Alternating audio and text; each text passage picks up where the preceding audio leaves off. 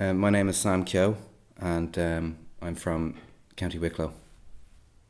The first time I encountered contemporary art was when I was about 16, I'd say, when we went to the Douglas Hyde Gallery on a school trip. The artist that was shown at the time was Kathy Wilkes, and the art was all of this kind of semi-figurative sculpture, like made of wood and metal, scattered around the floor.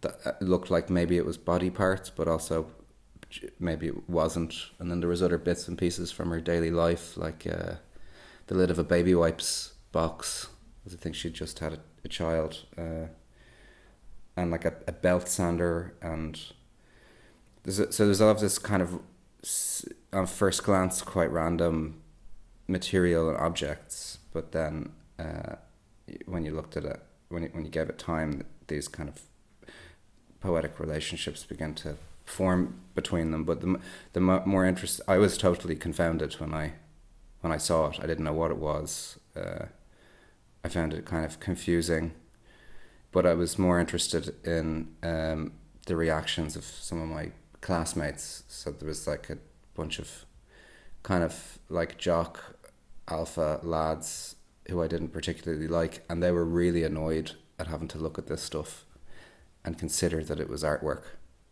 And it struck me that that was kind of an interesting way to annoy people that I didn't like, was to make, strange objects and put them in a room.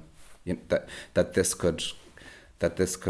people could find this kind of confronting and irritating excited me. I think I decided to become an artist whilst I was studying animation in Dún Laoghaire College of Art and Design, which was before I went to art school.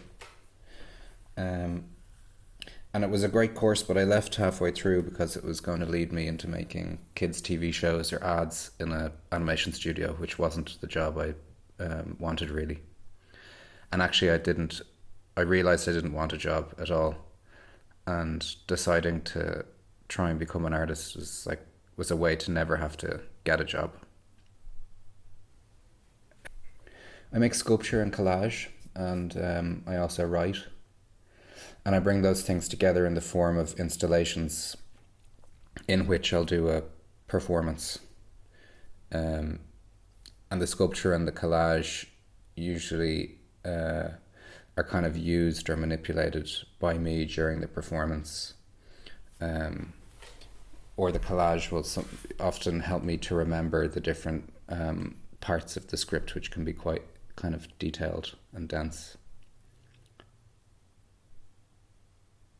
When I go into the studio, I make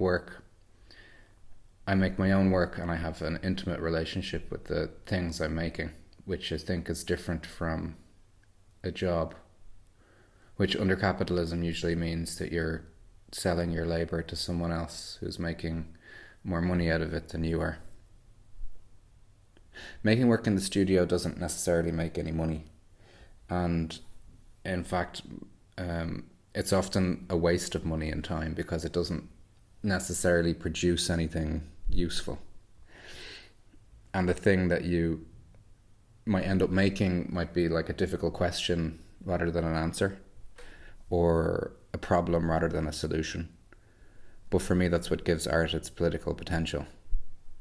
Its uselessness can be a challenge to the social order, which usually demands that whatever you're doing has a function that it can understand.